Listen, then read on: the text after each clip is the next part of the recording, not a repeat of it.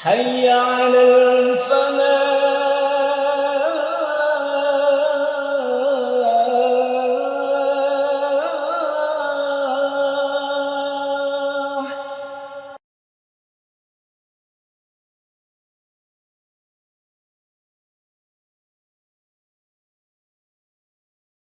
Bismillahirrahmanirrahim. Assalamualaikum warahmatullahi wabarakatuh.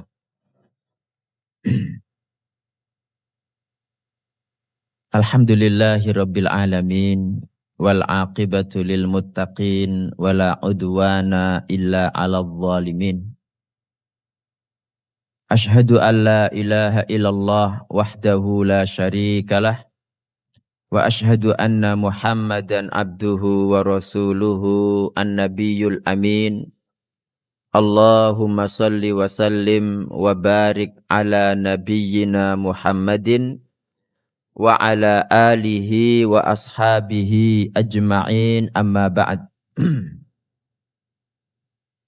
Subhanaka la ilma lana illa ma 'allamtana innaka antal alimul hakim. Allahumma anfa'na bima 'allamtana wa 'allimna ma yanfa'una warzuqna ilman yanfa'una. Allahumma la sahla illa ma ja'altahu sahla wa anta taj'alul hazna idza syi'ta sahla faj'al lana ya rabbana kulla syai'in sahlan muyassara. Allahumma inna na'udzu bika min ilmin la yanfa' wa min qalbin la yakhsha' wa min nafsin la tashba' wa min da'watin la yustajabu laha. Rabbi shrah li sadri wa yassir li amri wahlul 'uqdatam min lisani yafqahu qawli. Allahumma inna na'udzu bika min an nadhilla aw nudalla aw nazilla aw nuzalla aw nadlima aw nudlama aw najhala aw yujhala alaina. Amin. Bapak-bapak, ibu-ibu dan saudara sekalian jamaah salat subuh Masjid Al-Falah yang mudah-mudahan Allah Ta'ala senantiasa melimpahkan barokah, rahmat, ridho dan ampunannya kepada panjenengan semua. Gimana kabarnya Bapak Ibu? Sehat semua nggih? Alhamdulillah. Ya alhamdulillah pagi hari ini Allah Ta'ala menghadirkan kita semua di tempat ini Bapak Ibu. Kita mengerjakan salat subuh berjamaah, kemudian kita lanjutkan duduk bersama di sini. Kita niatkan apa? Kita niatkan thalabul ilmi, kita niatkan iktikaf, kita niatkan kumpul orang-orang soleh, kita niatkan silaturrahim, kita niatkan apa lagi? Kita niatkan menghabiskan umur kita dalam ketaatan kepada Allah Ta'ala. Terus kita niatkan apa lagi? Golek sarapan, tidak ada sarapannya ta? Golek pisan, kan tidak apa-apa. Kita niatkan begitu, ya mudah-mudahan Allah Ta'ala memberikan kepada kita semua pahala dari apa yang kita niatkan. Karena kebetulan hari ini kan kita pembahasannya tentang niat Bapak Ibu. Tentang niat. Dan terakhir kita bertawassul kepada Allah Ta'ala dengan amal soleh yang pagi hari ini kita lakukan bersama Bapak Ibu. Mudah-mudahan dengan yang kita lakukan pagi hari ini, nanti kita semua dikumpulkan bersama-sama dalam surga Firdaus yang paling tinggi, tanpa azab maupun hisab. Amin. Jadi puncak tertinggi orang Islam itu, orang beriman itu adalah ketika masuk surga tanpa azab, tanpa hisab. Nah kalau masuk surga tapi mampir dulu rong dino ke neraka, terus pundi? Pengen panjenengan. Ya 2 hari itu kan sama dengan berapa tahun? 2000 tahun Bapak Ibu. 1000 tahun itu 1 hari. 1 hari 1000 tahun. Kata Allah Ta'ala, wa inna yauman, 1 hari, inda rabbika di sisi Rabbmu, ka alfi sanatim mimma ta'udun. seperti 1000 tahun dari apa yang kalian hitung. Ya, itu orang biasa. Makanya kan disebutkan dalam hadis lain bahwa orang-orang miskin itu masuk surga lebih dulu dari orang-orang kaya. Berapa hari? Halo, setengah hari. Setengah hari yaitu 500 tahun. Kita umurnya di dunia ada yang sampai 200 tahun, Pak? Tidak ada. Rata-rata 100, itu pun jarang sekali. Karena kata Nabi Shallallahu Alaihi Wasallam, umur-umur umatku baina sittina wasab'ina sana, antara 60 dan 70 tahun saja. Makanya umur ini sangat penting kita manfaatkan betul, Bapak Ibu nggih. Nggih, langsung saja ini kita temanya memperbaiki hati sebelum amal lahiriah. Imam An-Nawawi rahimahullah berkata, an Amiril Mukminin Abi Hafs Umar radhiyallahu anhu qala, dari Amirul Mukminin yaitu Abu Hafs, ini kunyahnya ya. Umar radhiyallahu anhu berkata, sami'tu Rasulullah sallallahu alaihi wasallam yaqul, aku mendengar Rasulullah sallallahu alaihi wasallam bersabda. Mungkin panjenengan semua sudah sering mendengar hadis ini, Bapak Ibu nggih. Sudah sering, cuma ya ini sebagai bentuk murojaah. Sebagaimana perkataan penyair, fala yumillannaka ma takarrara. Jangan membuatmu bosan perkara yang berulang-ulang. Kalau memang ini berulang-ulang, la'allahu yahlu, mudah-mudahan yang berulang itu menjadi yahlu. Yahlu itu apa? Hulu, manis. Idza taqarrara, kalau menancap di dalam hati kita. Nabi Shallallahu Alaihi Wasallam mengatakan, innamal a'malu binniyat. Sesungguhnya amal-amal, semua amal pasti ada niatnya. Panjenengan pernah Pak melakukan amal tanpa niat? Halo? Enggak pernah. Orang waras itu tidak bakalan melakukan sesuatu tanpa niat. Ya, yang hanya orang gila melakukan sesuatu tanpa niat. Kadang ada orang melakukan tanpa niat itu kalau tidak gila berarti apa? Ngelindur. Tahu orang ngelindur Bapak Ibu nggih? Kan kadang ada orang ngelindur jalan sendiri, ngelindur makan, ada Pak. Tapi itu kan di luar niat dia gitu. Nggih. Jadi innamal a'malu binniyat. Semua amal itu pasti ada niatnya. Baik niat buruk maupun niat tidak buruk, kan begitu. Kemudian Nabi menegaskan, wa innama likulli imri'im ma nawa. Sesungguhnya setiap orang itu mendapat pahala tergantung apa yang dia niatkan. Sehingga amal soleh, secara lahir soleh, kalau niatnya tidak baik, dapat pahala mboten? Enggak dapat pahala. Kayak orang sholat tapi riya, orang sedekah tapi riya. Secara lahir soleh Bapak Ibu, tetapi karena niatnya tidak benar maka tidak ada pahalanya. Makanya mungkin kayaknya sudah kita bahas ya hadis yang 40 tahun nutfah, 40 tahun alaqah, 40 tahun, 40 berapa? 40 abad nggih. 40 hari. Jadi 40 hari pertama itu berupa nutfah, 40 hari kedua berupa alaqah, 40 hari ketiga berupa mudghah. Mudghah itu apa? Sepotong daging nggih.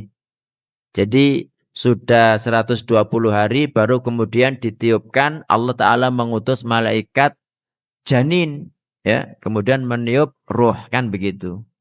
Nah, pada hadis ini Bapak Ibu, Nabi Shallallahu Alaihi Wasallam mengatakan, fa wallahilladzi la ilaha ghairuhu, demi Allah yang tiada ilah kecuali Dia, inna ahadakum la ya'malu bi amali ahlil jannah. Seseorang dari kalian benar-benar melakukan perbuatan penghuni surga. Masih ingat kan? Halo. Hatta ma yakuna bainahu wa bainaha illa dhira'. Hingga tidak ada jarak antara dia dengan surga kecuali 1 hasta. 1,5 meter nih 1 hasta segini ya. Fayasbiqu alaihil kitab, tetapi takdir Allah mendahuluinya. Faya'malu bi amali ahlin nar, maka dia mengerjakan perbuatan penghuni neraka. Fayadkhuluha, maka dia masuk neraka. Ini maksudnya apa? Dan sebaliknya, seseorang dari kalian benar-benar mengerjakan pekerjaan perbuatan penghuni neraka hingga antara dia dengan neraka tidak ada jarak kecuali 1 hasta. Fayasbiqu alaihil kitab, kemudian takdir Allah mendahuluinya. Fayadkhuluha, maka dia pun masuk apa? Masuk surga. Maka dia pun masuk surga. Nah, ini maksudnya apa? Ini maksudnya Bapak Ibu, ini melakukan perbuatan penghuni surga ketika kelihatan oleh mata manusia. Jadi orang ini secara lahir, orang melihatnya itu melakukan perbuatan penghuni surga, amal soleh semua. Sholat, haji, umroh, infak, ya kan? Nah, itu amal soleh, Pak. Tetapi amal soleh kalau tidak dibarengi dengan batin yang baik, niat yang baik kan menjadi percum gitu loh. Makanya kata Nabi SAW, seseorang itu benar-benar melakukan perbuatan penghuni surga saking seringnya hingga tidak ada antara dia dengan surga kecuali 1 hasta. Tetapi takdir Allah mendahului, dia pun mengerjakan perbuatan penghuni neraka, akhirnya masuk neraka. Itu bukan karena Allah Ta'ala zalim, bukan. Tetapi itu adalah amal yang lahirnya baik di mata manusia dan manusia hanya mengetahui yang apa? Halo? Yang lahir, yang batin tidak tahu. Okay? Nah, jadi semua amalnya itu niatnya untuk selain Allah Ta'ala, Pak. Sholat untuk selain Allah Ta'ala, infak untuk selain Allah Ta'ala, haji dan umroh juga untuk selain Allah Ta'ala. Ya buktinya dipanggil, kalau nggak dipanggil wak kaji nggak noleh kan begitu. Habis umroh nggak dipanggil apa nggak noleh, Pak. Ada mboten? Tapi lah mboten jenengan sih. Panggil alhamdulillah. Gitu, Pak. Wa innama likulli imri'in manawa, sesungguhnya setiap orang itu mendapat pahala tergantung apa yang dia niatkan, ya.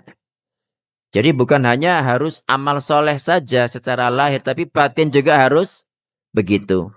Kemudian Nabi SAW memberikan contoh, Bapak Ibu, sama-sama beramal soleh, sama-sama hijrah dari Madinah, dari Makkah ke Madinah. Tetapi karena niatnya beda, maka pahalanya juga beda. Faman kanat hijratuhu ilallahi wa rasulihi. Barang siapa hijrahnya kepada Allah dan Rasulnya. Jadi niat hijrah dari Makkah ke Madinah itu memang untuk Allah dan Rasulnya. Kata Nabi, fahijratuhu ilallahi wa rasulih. Maka hijrahnya itu untuk Allah dan Rasulnya. Maksudnya pahalanya Masya Allah gitu. Wa man kanat hijratuhu lidunya yusibuha. Tapi barang siapa hijrahnya untuk meraih dunia yang dia cita-citakan. Sama-sama hijrah dari Makkah ke Madinah tapi niatnya dunia, Pak.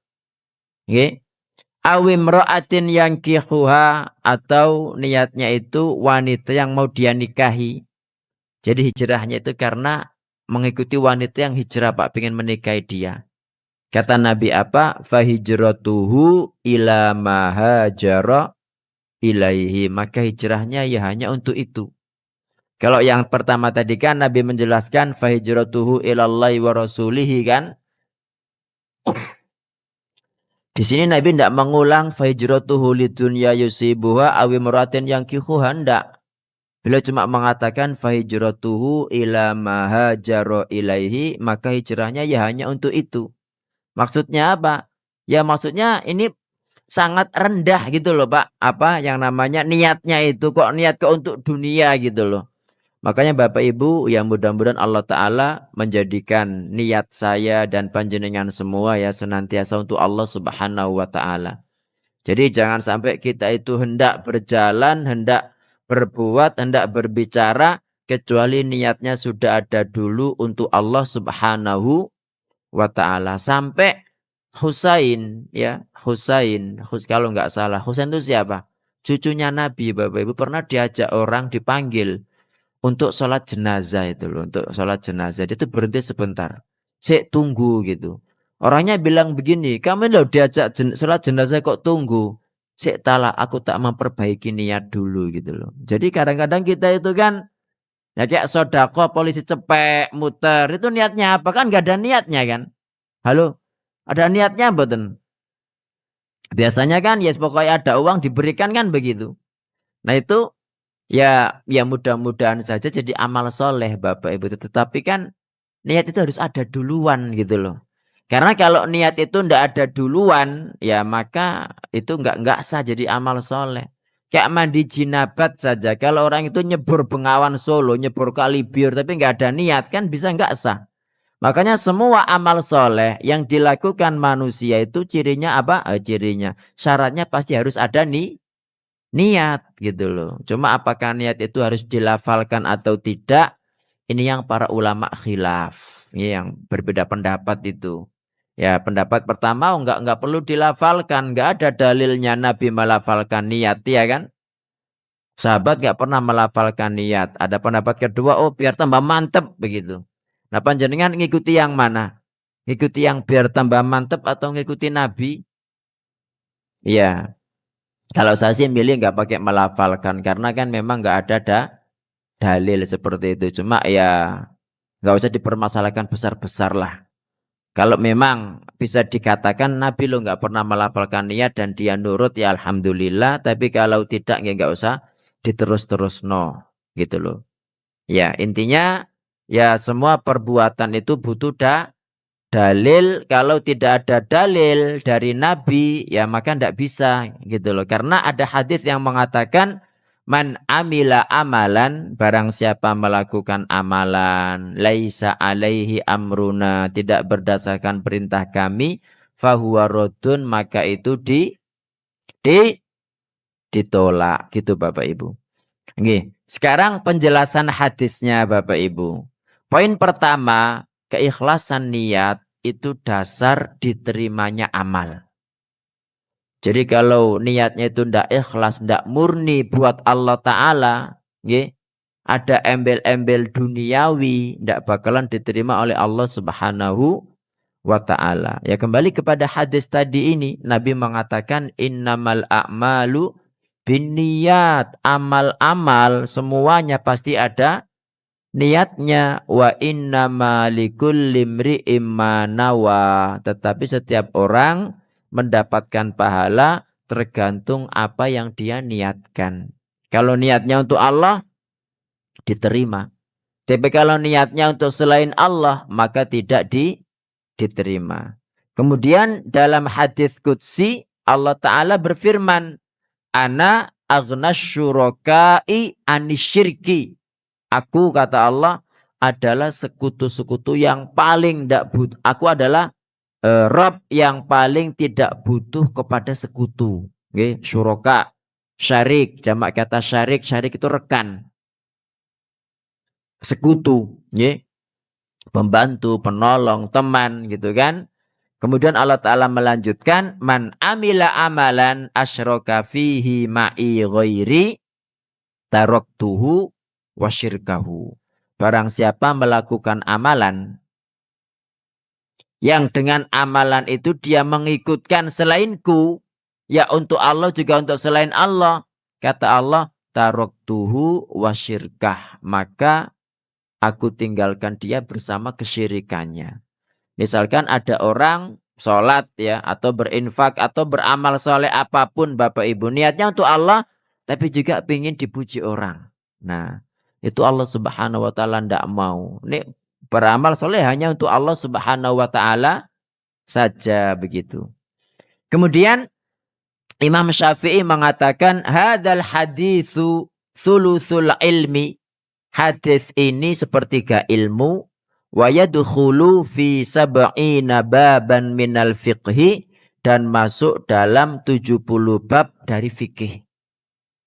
Maksud hadis ini sepertiga ilmu ini ada yang paham panjenengan Bapak Ibu? Hadal hadis thuluthul ilmi. Hadis ini adalah sepertiga ilmu. Paham maksudnya? Halo. Oke. Jadi maksudnya sebagai seorang mukmin dalam beragama, dalam beraktivitas itu tidak lepas dari apa? Lisan, niat sama apa? Apa hati, lisan sama anggota tubuh. Yang namanya iman, iman itu kan tiga nggih. Tasdiqun bil qalbi, nggih, membenarkan dengan hati. Wa qaulun bil lisan, ucapan dengan lisan. Yang ketiga wa amalun bil arkan, yang melakukan amal soleh dengan seluruh anggota tubuh. Jadi masuk ke hati, lisan dan anggota tubuh. Karena niat ini urusannya dalam hati Bapak Ibu, maka secara otomatis menguasai satu dari tiga pilar tadi. Ada pilar hati, pilar lisan, pilar anggota tubuh. Jadi ketika kita melakukan amal yang namanya tasdiqun bil qalbi, ini niatnya buat siapa gitu. Secara lahir amal soleh ya. Tetapi kalau niatnya bukan untuk Allah, ya seperti itu enggak ada, jadi batal gitu loh. Begitu. Kemudian untuk hukum Islam, Bapak Ibu, hukum Islam itu kan terbagi menjadi ada ibadah, ada muamalah, ada jinayah. Jinayah itu apa, jinazah itu? Dalam pidana ya, atau masalah munakahat nggih. Nah, ini semua kan baik ibadah, muamalah, jinayah ya, munakahat, pidana ya, pidana. Makanya dalam hal pembunuhan itu kan ada yang niat membunuh, ada yang enggak niat, Pak. Makanya ada namanya qatlul amad, itu membunuh sengaja. Al-qatlu syibhul amad, membunuh semi sengaja. Ada al-qatlul khata', membunuh dengan salah. Jadi nggak ada niatan membunuh, niatnya berburu tetapi kok kena orang, salah, itu beda. Jadi dari tiga masalah ini, baik ibadah, muamalah maupun jinayat, niat itu penentu keabsahannya Bapak Ibu. Misalkan ibadah, orang ibadah tetapi nggak ada niat, sah mboten? Nggak sah. Muamalah misalnya, muamalah itu ya kayak makan, minum, tidur segala macam. Itu kan hukum tidur asalnya kan mubah. Nggak ada pahala, nggak ada dosa ya kan. Tapi kalau diniatkan makan, minum, ya bekerja diniatkan untuk ibadah, maka berpahala, betul? Berpahala. Jadi niat penentunya Bapak Ibu. Demikian pula dengan akad nikah. Dengan akad nikah. Ya, jadi orang itu melakukan akad nikah atau mentalak, tapi nggak ada niat mentalak. Jadi betul? Nggak jadi. Wis mulia kono misalnya gitu. Tapi kalau niatnya mulia kono itu dikawon jaluk beras nangone maratuane, ya berarti kan enggak.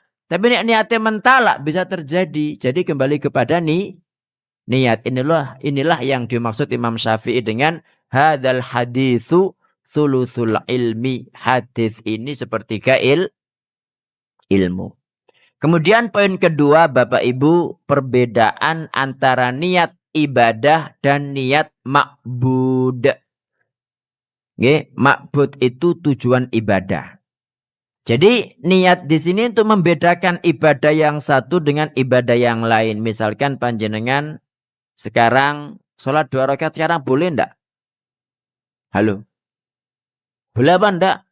Ya tergantung. Nih baru bangun kesiangan ya sholat subuh langsung kan wajib ya. Tapi kalau kayak panjenengan sekarang ya belum boleh. Nunggu sampai syuruk. Nunggu sampai syuruk. Okay. Nah, misalkan ada orang Pak, sama-sama sholat 4 rakaat. Kita kan nggak tahu dia niatnya apa. Tapi kalau dia niatnya kan tahu, bisa membedakan bahwa ini sholat duhur atau sholat asar gitu kan. Atau sholat isya. Mungkin kemarin dia kecapean, ketiduran, belum sempat sholat isya, lupa. Sekarang baru ingatkan begitu. Nah ini untuk membedakan ibadah yang satu dengan ibadah yang lain. Kemudian juga untuk niat ma'bud ya. Ma'bud itu tujuan ibadah. Untuk membedakan tujuan dari amal ini untuk siapa? Untuk Allah atau untuk selain Allah Ta'ala. Ini tujuannya niat di situ. Jadi niat ini, aku melakukan ini niatnya untuk siapa? Satu. Yang kedua, ini niat amal itu. Apakah sholat subuh, apakah sholat duha, apakah sholat 2 rakaat tahiyatul masjid, kan begitu kan. Jadi ini fungsi niat Bapak Ibu. Allah Ta'ala berfirman ya, wa ma umiru, tidaklah mereka diperintah illa liya'budullaha mukhlisina lahuddin, ya, kecuali mereka tidak diperintah kecuali agar beribadah kepada Allah dengan memurnikan ketaatan kepadanya. Jadi ikhlas kepada Allah dalam beragama. Ya, makanya kita pentingkan Bapak Ibu, semua yang kita lakukan ini adalah ibadah. Dan ibadah ini semuanya untuk Allah. Itulah makna inna sholati wa nusuki wa mahyaya wa mamati lillahi rabbil alamin. Inna sholati artinya apa? Sholatku. Wa nusuki. Nusuki. Napa? Nusuk itu apa? Menusuk. Nusuk itu ada yang mengartikan haji, ada yang mengartikan korban nyembelih itu. Okay? Inna sholati wa nusuki. Jadi nusuk ini ada makna umum, ada makna khusus. Kalau makna umum, makna khusus ya masuk ke korban tadi. Makna umumnya manasik haji itu. Inna sholati wa nusuki. Rata-rata pergi ke haji ya, manasik haji. Termasuk di dalamnya korban. Wa mahyaya apa? Hidupku, wa mamati, matiku, lillahi rabbil alamin, untuk Allah Rabb alam semesta. Nah, yang masuk bahwa hidup kita ini semuanya harus untuk Allah itu yang mana? Wa mahyaya. Jadi yang namanya hidup itu kan macam-macam Pak isinya. Ya berjalan, ya duduk, ya makan, ya minum, ya berhubungan suami istri, ya berjalan-jalan, tamasya, ya apa. Nah, semuanya yang mubah ini, kalau haram kan tidak mungkin ya jenengan melakukan. Nah, semua yang mubah ini niatkan semuanya untuk Allah Subhanahu wa Ta'ala. Hingga ketika jenengan bekerja, ya bekerja ini kan banyak orang tuh kerja pokok kerja gitu kan. Itu diniatkan apa? Diniatkan bisa mendapatkan nafkah yang halal. Diniatkan agar bisa mencukupi anak istri, kan begitu. Diniatkan agar bisa sodako. Diniatkan untuk mencukupkan diri dari yang haram. Masya Allah, itu sejak jenengan berangkat sampai pulang itu semuanya ibadah Bapak Ibu. Oke? Itu. Kemudian yang ketiga tentang bahaya riya. Nah, ini bahaya riya. Ibnu Rajab rahimahullah memperingatkan kita ya bahwa amal yang tercampur dengan riya itu batal Bapak Ibu. Beliau menjelaskan bahwa riya sekecil apapun termasuk kategori apa? Syirik. Dan riya itu kan, riya ini syirik kecil, syirik besar. Halo. Syirik kecil apa syirik besar? Semuanya syirik kecil nggih. Tergantung. Jadi riya itu bisa masuk syirik besar, bisa masuk syirik kecil, tergantung letak niatnya di mana. Kalau niatnya ini untuk selain Allah sejak awal, misalkan niat sholatnya ini untuk selain Allah sejak awal, itu berarti syirik akbar. Tapi kalau niatnya ini baru datang, niat awalnya untuk Allah Ta'ala, tapi berubah di tengah jalan, ini yang syirik kecil. Tahu contohnya nggih? Halo? Bisa difahami mboten? Bisa ya? Ya, jadi niat awalnya ini untuk siapa? Kalau yang pertama, kalau sejak awal niatnya dalam beribadah ini untuk selain Allah, maka itu syirik akbar. Ya, karena dia beramal untuk selain Allah, Pak. Ini syirik akbar. Tapi yang syirik kecil itu niat awalnya untuk Allah Ta'ala, kemudian berubah di tengah jalan. Nah ini. Kalau sampai begitu ya habis. Amalnya sama-sama nggak diterima gitu. Tapi kalau misalkan niat awalnya untuk Allah, terus berubah di tengah jalan, tapi kemudian dia sadar balik lagi kepada niat awal. Nah kalau seperti ini maka terpuji Bapak Ibu. Maka terpuji ya. Contohnya begini, nggak perlu, sudah paham kan? Nggak perlu contoh, ya? Perlu contoh. Oke, Bismillah, ngopi dulu.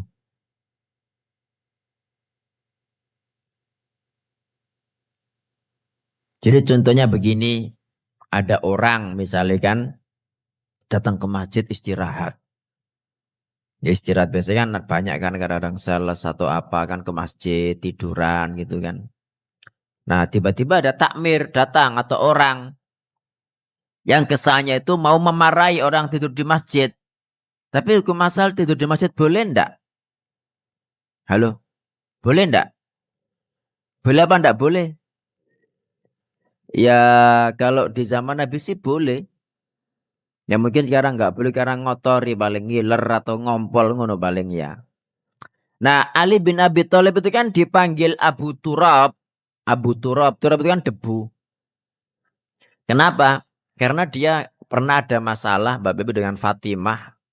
Ya kalau Fatimah dan Ali saja rumah tangganya ada masalah, masuk bespanjenengan gonok masalah kan tidak mungkin. Ya ketika ada masalah itu larinya kena masjid Pak. Dicari. Nandi anake pamanmu kok gak ono gitu kan. Nabi tanya kepada Fatimah. Soalnya jam-jam itu kan mestinya ada kan. Jadi orang itu kan ada jadwalnya kapan ada di rumah, kapan nggak di rumah gitu loh. Nah rata-rata jam-jam sekian ini di rumah kok ndak ono. Nandi anak pamanmu kok ndak ono. Embuh gitu kan. Dicari sama Nabi dia tidur di masjid Bapak Ibu. Tidur di masjid langsung. Dia tuh tidur di masjid itu kan masjid Nabi itu kan pasir ya. Nggak ada karpet seperti ini. Makanya kalau melihat hadis ada orang sholat sambil meludah, ya maklum wong pasir, ya kan, terus ditumbuk sikile gitu kan. Ada orang kencing di masjid karena pasir, Pak. Nggih. Kemudian sujud, kemudian kok pasir tok, ya karena memang pasir gitu batuknya itu, ya apa? Sujud, batuknya pasir tok karena memang pasir. Nah, kemudian Nabi kan bertanya, coba cari Ali di mana? Rupanya dia tidur di masjid, tidur itu dengan tubuhnya penuh dengan debu. Terus dipanggil sama Nabi, "Qum ya Aba Turab." Bangunlah wahai Abu Turab. Turab itu debu, Pak. Nah, Ali itu senang dipanggil Abu Turab itu. Dan Nabi itu enggak kemudian maido atau apa, kamu kenapa kok ada masalah enggak? Nabi enggak bahas itu sama sekali, urusannya dewe-dewe gitu kan. Ya dicari karena ada masalah lain. Jadi intinya hukum asal itu boleh tidur di masjid ya selama menjaga adab-adabnya tadi itu, okay? Bukan kemudian merusak masjid gitu. Ya, jadi orang datang ke masjid tiduran, Pak. Cuma ada peraturan nggak boleh tidur di masjid gitu. Daripada aku diomeng misalnya gitu, langsung buru-buru apa pura-pura sholat, Pak. Nah, berarti dia sholatnya untuk siapa? Dia niatnya untuk takmir, ndak boleh. Meskipun sholat secara lahir amal soleh, kalau niatnya bukan untuk selain Allah, maka itu syirik akbar, Pak. Gitu loh. Tapi kalau misalkan niat awalnya memang untuk sholat, mau sholat duha, mau sholat apa gitu kan, untuk Allah, terus kemudian kok Pak Takmir datang. Nah, ketika Pak Takmir datang yang asalnya mau baca kulhu, tiba baca an-naba, pasal guru ngapal. Nah, kalau seperti ini, berjalan sampai salam, berarti sholatnya batal. Tapi kalau kemudian di tengah sholat loh, a'udzubillahi minasyaitonirrajim, siriknya tidak boleh meludah ke arah kiri 3 kali, tuh gitu, a'udzubillahi minasyaitonirrajim. Lanjut ke niat awal, maka ini terpuji dan tidak mempengaruhi, tidak merusak sholatnya, Pak. Masuk dalam firman Allah pada akhir surat An-Nazi'at, gimana bunyinya? Wa amma man khafa maqama rabbihi wa nahan nafsa 'anil hawa. Apa? Fa innal jannata hiyal ma'wa wa amma man khafa maqama rabbihi. Adapun orang yang takut akan makom kedudukan Robnya, wa nahan nafsa anil hawa, dan menahan diri mengikuti hawa nafsunya. Kata Allah, fa innal jannata hiyal ma'wa, maka surga tempat kembalinya. Jadi memang ada, Pak, niatan begitu, tapi segera ditempis, langsung ditolak dari setan ini. A'udzubillahi minasyaitonirrajim, kembali kepada niat awal. Dan kalau ada gangguan dalam sholat, kita disunahkan diperintahkan Nabi untuk meludah ke pundak kiri dengan ludah kecil sambil mengucapkan a'udzubillahi minasyaitonirrajim, meludah duh 3 kali, dan itu tidak merusak sholat, Pak. Itu tidak merusak sholat. Jadi ini bahaya riak, Bapak Ibu. Ya, kalau kita biar nggak terjadi riak, ya pertama kali kita berdoa yang mengucapkan Allahumma inni a'udzubika min an usyrika bika syai'an a'lamuhu wa astaghfiruka lima la a'lamu. Tolong diulang, Allahumma a'udzubika min an usyrika bika syai'an a'lamuhu, terus wa a'udzubika gitu. Sebentar. Iya, jadi riya ini biar nggak terjadi kepada kita, kita minta kepada Allah, kita berdoa. Doanya gimana? Ikuti saya. Allahumma inni a'udzubika min an usyrika bika syai'an a'lamuhu wa astaghfiruka lima la a'lamuhu. Diulang. Belum hafal. Allahumma inni a'udzubika min an usyrika bika syai'an a'lamuhu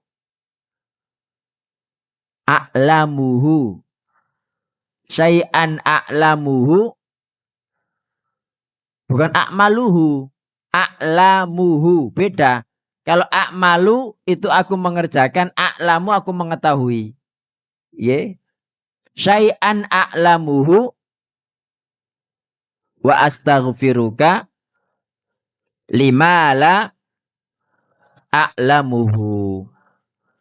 A'lamuhu. Okay. Jadi artinya Allahumma ya Allah, inni a'udzubika, aku berlindung kepadamu, min an usyrika bika syai'an a'lamu, jika aku berbuat syirik kepadamu dan aku tahu. Okay.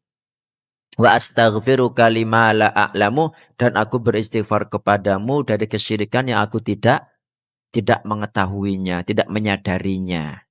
Ya, semua orang kan suka dipuji, suka diapresiasi, kan begitu Bapak Ibu. Jadi kalau kita minta kepada Allah dengan menyebutkan doa ini, insya Allah kita akan dilindungi Allah Ta'ala. Karena kita tergantung kepada doa kita, itu yang pertama. Yang kedua, agar kita nggak riya, nggak mengharapkan apapun dari manusia. Ingat bahwa manusia itu nggak iso opo-opo, nggak bisa memberikan manfaat apapun, ya. Buktinya, ya ketika Nabi Shallallahu Alaihi Wasallam bonceng putra pamannya Abdullah bin Abbas, kan beliau mengatakan, wa'lam, ketahuilah, annal ummata, bahwa umat manusia, lawijtama'u ala an yanfa'uka bisyai', jika mereka semua berkumpul untuk memberimu satu manfaat, lam yanfa'uka, mereka nggak bisa memberimu manfaat. Illa bisyai'in qad katabahu Allahu lak, kecuali dengan suatu manfaat yang memang sudah dicatat Allah untukmu. Bisa memberi manfaat mboten? Tidak bisa kalau nggak ada takdirnya.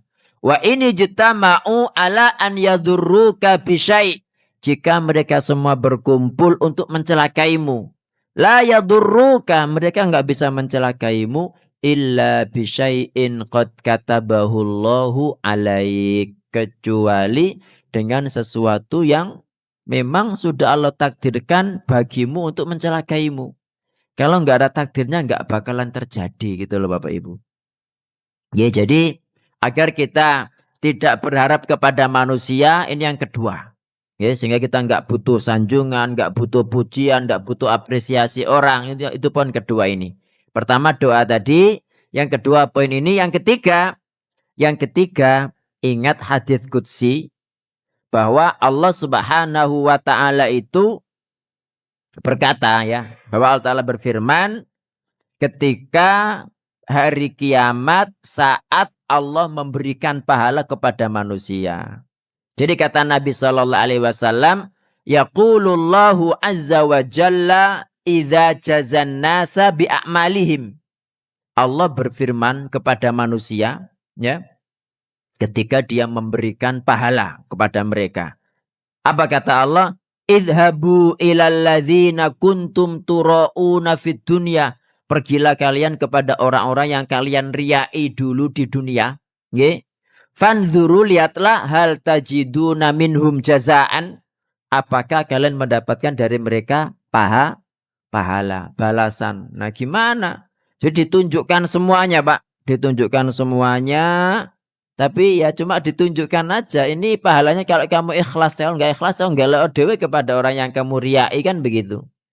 Naudzubillah. Semoga Allah Subhanahu wa taala senantiasa membenarkan niat saya dan panjenengan semua Bapak Ibu.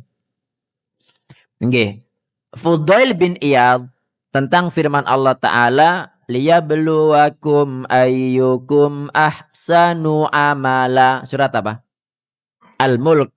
Tabarakalladzi biyadihil mulku wa huwa ala kulli syai'in qadir.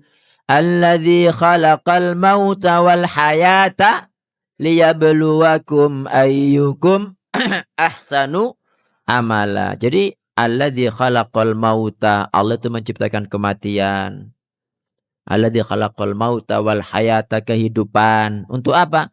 Liyabluwakum, menguji kalian, ayyukum ahsanu amala, siapa dari kalian yang paling baik amalnya. Jadi ada kematian, ada kehidupan, ini ujian agar kelihatan kita siapa yang paling baik amalnya. Nah, arti ahsanu amalan, kata Fudail bin Iyad, ma akhlasuhu wa aswabuh, adalah yang paling ikhlas dan paling benar, paling shawab, ya, paling benar.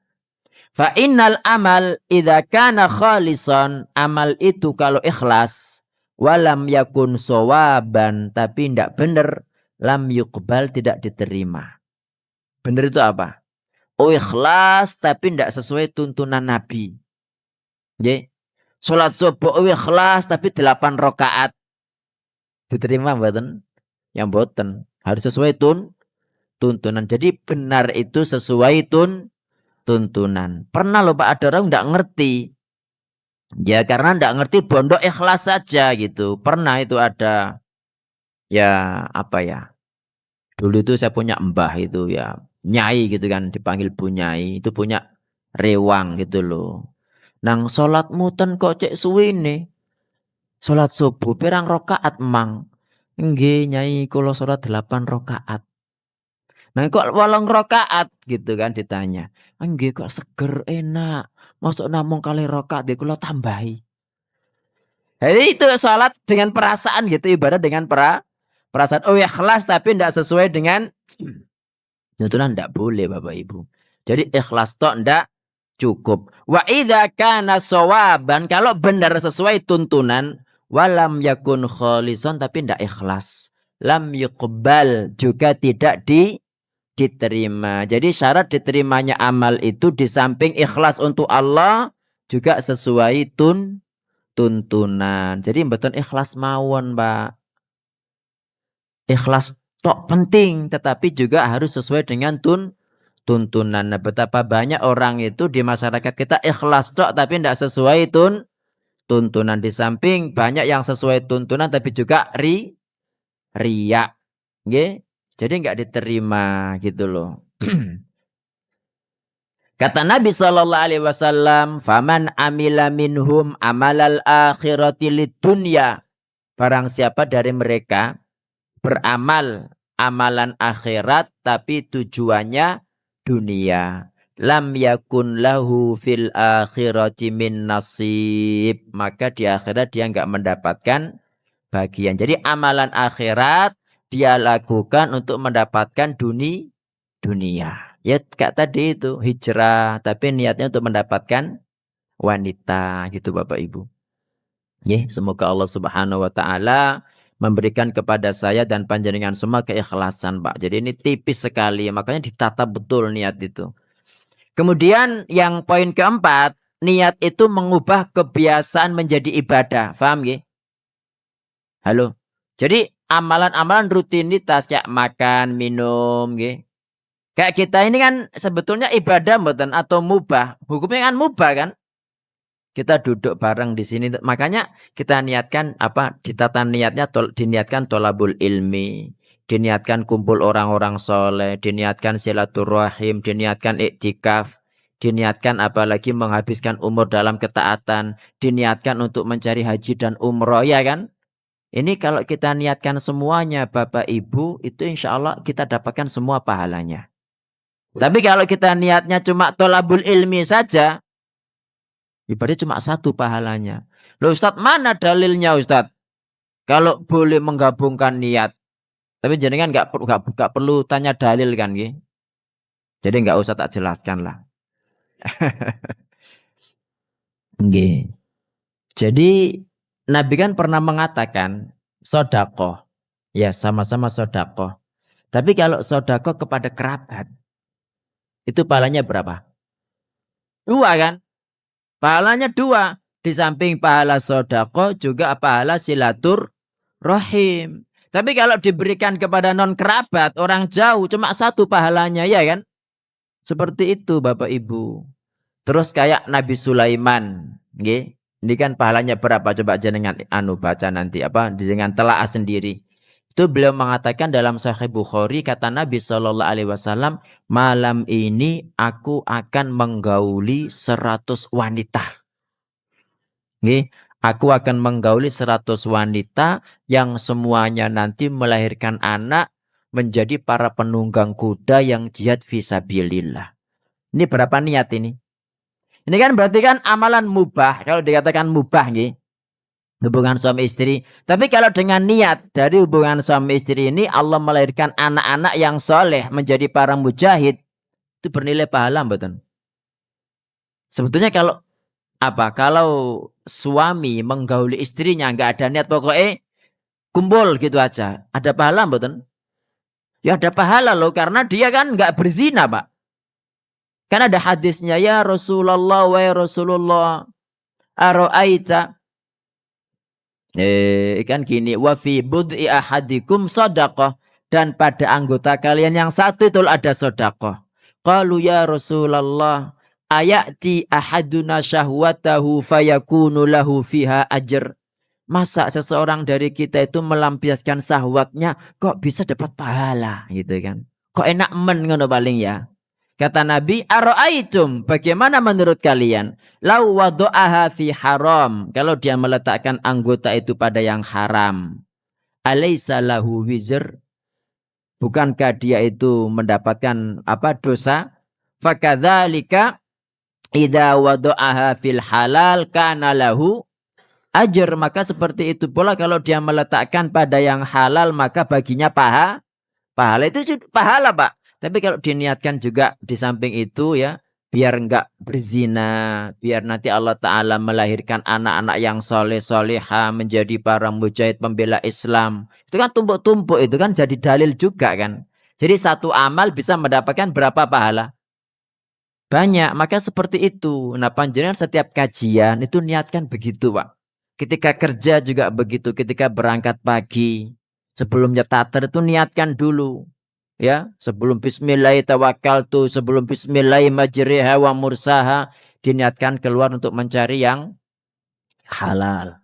Diniatkan untuk ketemu teman-teman yang soleh. Diniatkan untuk mendapatkan rezeki yang barokah, untuk mencukupi diri, istri, keluarga dan lain sebagainya. Kemudian untuk bisa sedekah ya. Kemudian kalau misalnya di salah-salah itu jenengan juga ngajak temennya sholat, ngajak temennya ngaji, berarti kan pahala lain kan itu kan Bapak Ibu. Itu berarti sampai pulang ke rumah jenengan itu bernilai pahala semua. Makanya eh, Mu'ad bin Jabal mengatakan innila ahtasibu naumati kama ahtasibu qaumati. Aku mengharap pahala dari tidurku sebagaimana aku mengharap pahala dari sholat malamku. Jadi sholat malam bukan sholat malam aja yang dia dapat mengharap pahala, tapi dari tidurnya pun dia mengharap pahala karena diniatkan ibadah Bapak Ibu. Kemudian sabda Nabi kepada Sa'ad bin Abi Waqqas, innaka lan tunfiqa nafaqatan tabtaghi biha wajhallah. Kamu tidaklah memberikan nafkah ya. Kok sudah pun suruk tadi. Sampun. Nggih, Bun. Ada pertanyaan kah? Halo. Monggo silakan, Pak. Nggih, silakan. Nggih, sama-sama. Karena niat yang baik, Nggih. sebelum niat itu dilaksanakan, Allah telah mencatat niat kita itu pada. Nggih. Niatnya belum dilaksanakan. Begitu juga pada katanya, kalau niat itu kurang baik, Allah baru akan memberikan dia ganjaran apabila kerjaan itu sudah dilaksanakan. Itu kita gimana kakak? Misalnya tadi Pak juga menyinggung mengenai masalah niat untuk kepentingan akhirat. Nggih. Tentu orang Baghdad dipromosikan di jabatan Baghdad karena masalah kepentingan dunia untuk pasal libur akhirat Baghdad dan juga kepentingan akhiratnya tidak perlu diragukan lah Baghdad. Akhirnya nggak kerjaan, ganti jabatan. Kemudian kita mendengar Korupsi. KPK. Apa yang tak beres dengan Bapak Nggih. itu menuju ini sebenarnya kepentingan akhirat itu harus tetap. Nggih, terima kasih. Ya, terima kasih Bapak atas pertanyaannya. Jadi ada hadis qudsi yang menjawab pertanyaan panjenengan. Allah Ta'ala itu berfirman, Innallaha azza wa jalla katabal hasanati wa sayyiat thumma bayyana dzalik. Jadi Allah Ta'ala itu mencatat kebaikan dan keburukan kemudian menjelaskannya. Faman hamma bihasanatin, barang siapa punya kerentek niat kebaikan, falam ya'malha, tapi belum kelakon ya, belum kejadian, ya belum mengerjakan, kata Nabi sallallahu kata Allah, katabahallahu indahu hasanatan kamilah. Dicatat satu kebaikan sempurna. Jadi baru berniat, Pak. Baru berniat, belum dilakukan. Assalamualaikum. Nggih, itu dicatat satu kebaikan sempurna. Wa in hamma biha fa'amilaha, kalau dia melakukan ya dia meniatkan yang baik kemudian dikerjakan, itu dicatat Allah dengan 10 kali lipat sampai 700 kali lipat kebaikan. Wa in hamma bisayyi'atin, kalau dia ada kerentek buruk. Nah ini loh, betapa bukan adil ya. Bukan adil, betapa Allah itu Maha Pengasih gitu loh Bapak Ibu. Nah, kalau Allah itu menghisab kita secara adil, ya mungkin nggak ada yang masuk surga kan. Jadi ini dengan rahmatnya, barang siapa yang dia ada niatan buruk tapi nggak dikerjakan, itu sudah dicatat satu kebaikan sempurna. Jadi punya niatan buruk nggak jadi dilakukan, itu dicatat satu kebaikan. Tapi kalau dia ada niatan buruk kemudian dikerjakan, itu cukup ditulis satu dosa kan begitu. Makanya para ulama mengatakan celakalah orang yang satuannya mengalahkan ratusannya, seperti itu. Oke, jadi semua orang itu kalau memang niatnya awalnya baik, insya Allah dia sudah mendapatkan pahala. Cuma kenapa orang itu kok katanya niatnya baik tapi kok awal kemudian lama-lama dia kok ketangkep dan masalah melenceng dan lain sebagainya. Pertama kita kan tidak tahu niatnya orang Pak. Karena niat itu masalah hati. Bisa saja orang itu mengatakan aku berniat untuk begini, tapi yang tahu kan Allah Subhanahu wa taala. Satu. Atau kemungkinan kedua, mungkin niat awalnya untuk Allah Subhanahu wa taala, tapi karena kumpulan yang enggak baik, akhirnya dia tercemari, kan bisa aja.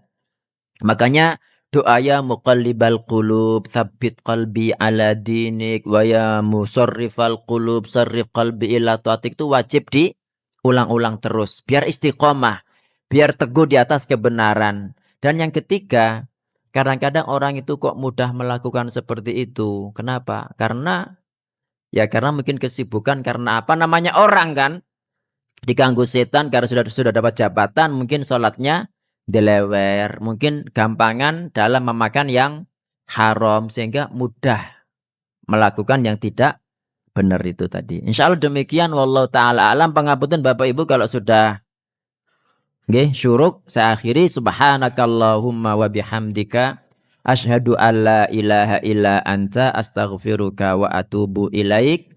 Wassalamualaikum warahmatullahi wabarakatuh.